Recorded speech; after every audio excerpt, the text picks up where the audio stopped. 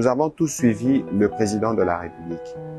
Le 29 janvier, il avait dit que notre colère était acceptable, mais que nous ne devions pas exprimer notre colère dans des actes qui peuvent être répréhensibles.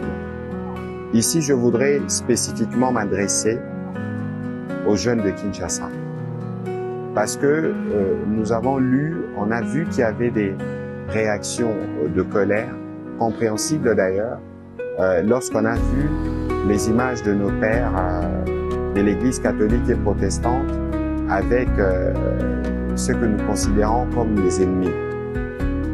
L'Église a vocation de travailler pour la paix.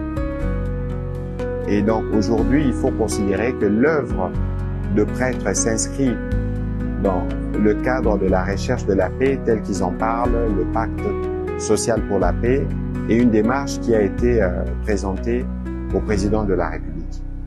Et donc, il est hors des questions que même si nous pensons, même si nous avons raison d'estimer qu'il ne devait pas serrer les mains aux ennemis, mais il faut considérer que c'est aussi cela, la démocratie ou la marche pour aller vers la paix.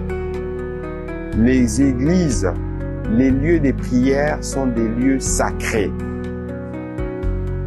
Penser s'en prendre à des lieux de prière, c'est penser s'en prendre à Dieu. S'ils ont mal agi, c'est Dieu le juge. Dieu les jugera.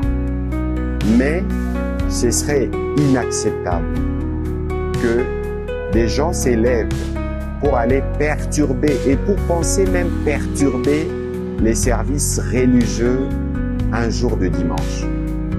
Nous avons besoin, nous parlons souvent de front spirituel. Alors dans les fronts spirituels, c'est des actions de grâce et des actions de prière à l'égard de Dieu. Il n'y a pas meilleur jour pour les fronts spirituels que dimanche. Alors ne désacralisons pas ces jours-là, parce que il y a des gens qui pensent qu'il faut passer par des actes qui sont intolérables. Restons dans la ligne du président de la République et dans la ligne du gouvernement. Revendiquons ce que nous souhaitons par la paix et par des moyens pacifiques. Les prêtres auront l'occasion, quand ils auront terminé leur consultation, de s'exprimer.